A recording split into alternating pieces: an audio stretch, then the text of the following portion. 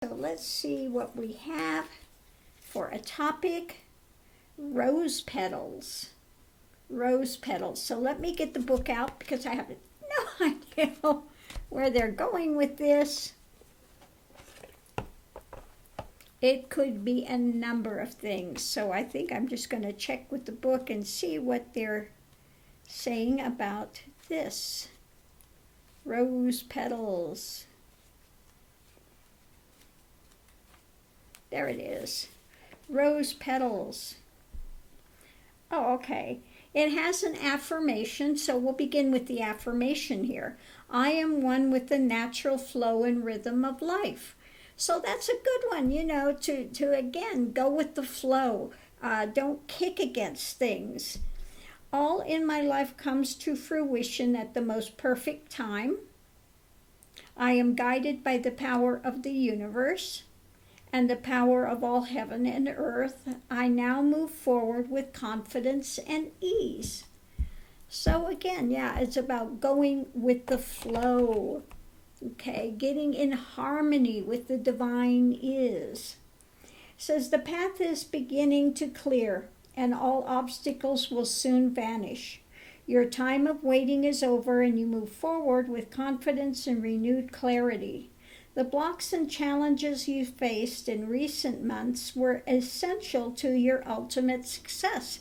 And that's what we were getting at with the reading just before this, where it talks about loss and walking through the door of loss to more light, to more wisdom, okay, to challenge that. So sometimes it's best to wait, and sometimes the universe acts on our behalf. For just as nature has her seasons, we too have our seasons. We must respect life's ebb and flow. There is a time to move and a time to be still. Now is your time. Your dreams come to fruition and it feels like rose petals fall down from heaven. Enjoy the journey. So it looks like you've gone past the thorns and you're getting to just the rose petals. So let's see what it's saying about that. This is about, again, coming into alignment with the divine is, with nature, opening up to nature, learning from it. Okay? And going forward in life. Rather than stressing about everything. If something's not happening now, then it's not the right timing for it. Then it's not the right timing.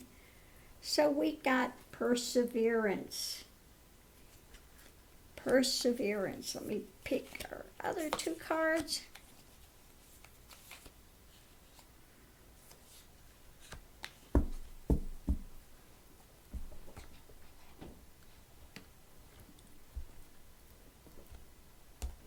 Okay, perseverance up. Let me get these out and we'll see what our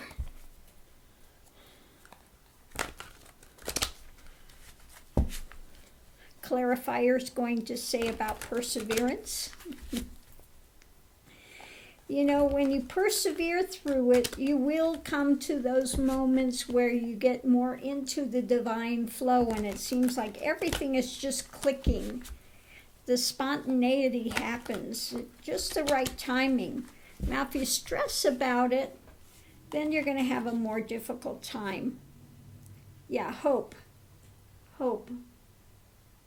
Okay. So sometimes to get to the flow of life, sometimes it takes hope and it takes perseverance. Okay. You've just got to hang through the tough times. But eventually you come out the other side and then you go into flow. We have the challenges entering to the goodness and fruition. Okay? So it's waiting things out. Like it says, there are times to act and there are times where we have to just sit back and wait for things to come into alignment.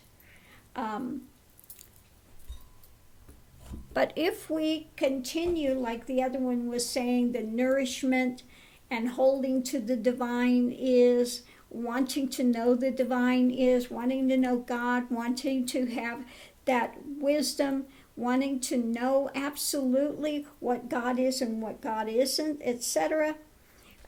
Going forward, we have our direction, we set our direction, and we will have breakthroughs. There are breakthroughs that come. But again, you have to have perseverance, okay? You have to hold to the goodness and the fruition. Again, the nourishment that you're getting, having gratitude for that, okay? And just continuing to have that hope and knowledge that it is coming.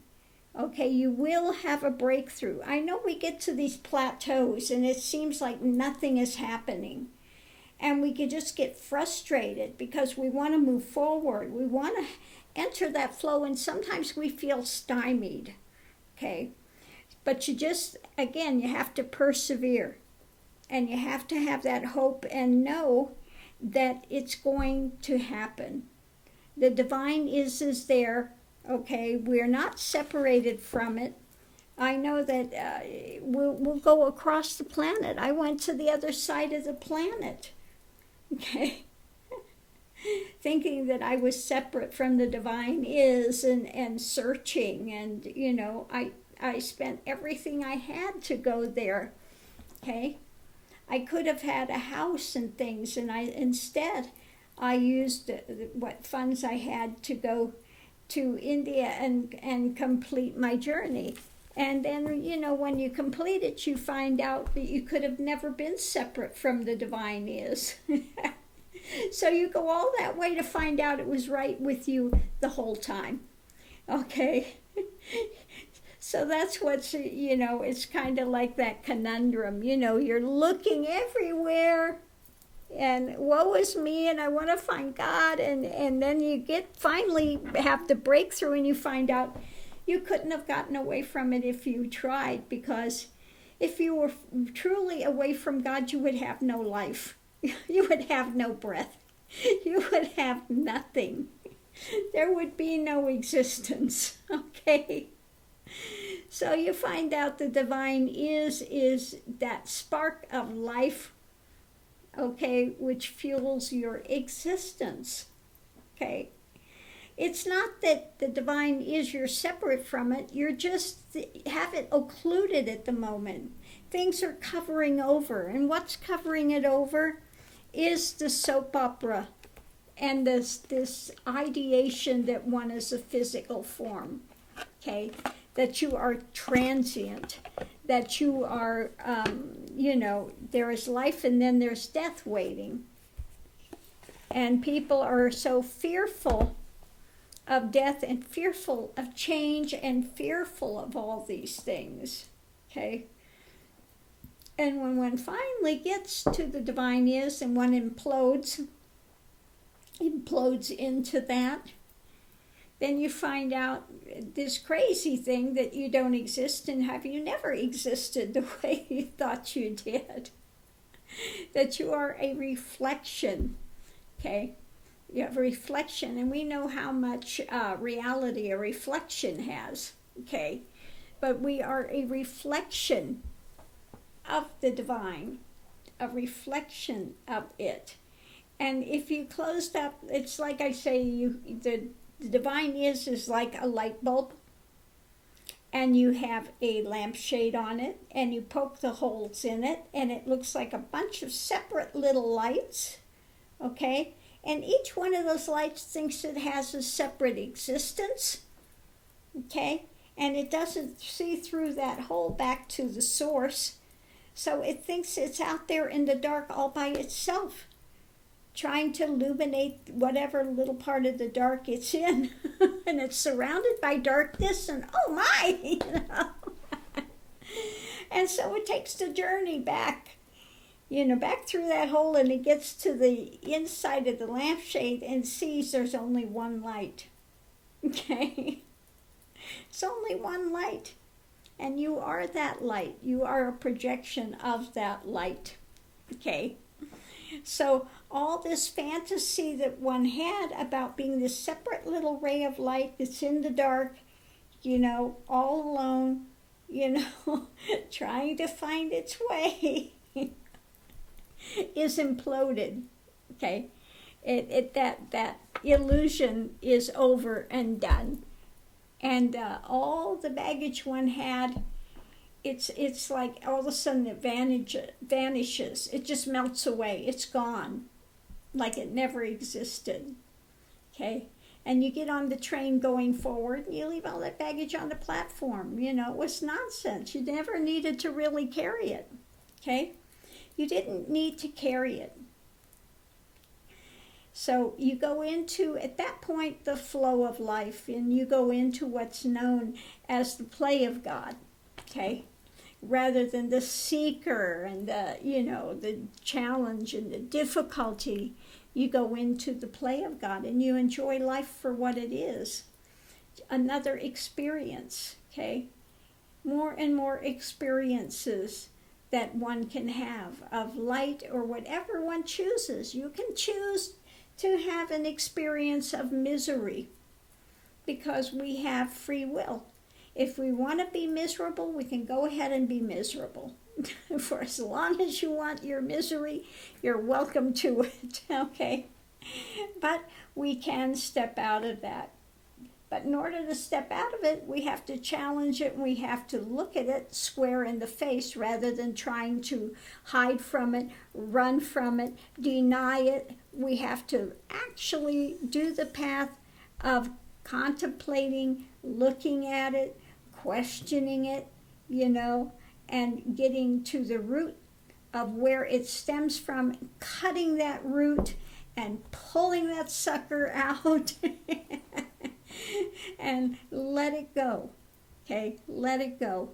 So again, the path is a marvelous thing if one works it right. Now, I'm not saying it's easy. The spiritual path is not easy. It's like my book I wrote is Kundalini from Hell to Heaven. You start out in hell. You're in a hell realm of your own making and your own design and your own prisons. And that's what one has to come to the point to see. We've always been free. Okay? We're free to suffer. We're free to seek God. Okay? So it's up to us what direction we go. And again, if you find light somewhere, you find those things, have gratitude for it, enjoy it, understand where you're getting nourished from, and continue forward so you can get into flow. Okay? So just know that the universe wants the best for you. And what happens is we're the ones that throw the wrench in the works, If mankind would leave Mother Gaia alone, she would sort it out. It would get better, okay? But mankind wants to go and try to dominate the earth, not respect it. And then so this is why we're having the trouble with global warming, etc., all these other difficulties that we're having because of man wanting to throw the wrench in and control and go on the ego rant and the drama. Again, if they would leave well enough alone, things would adjust, okay?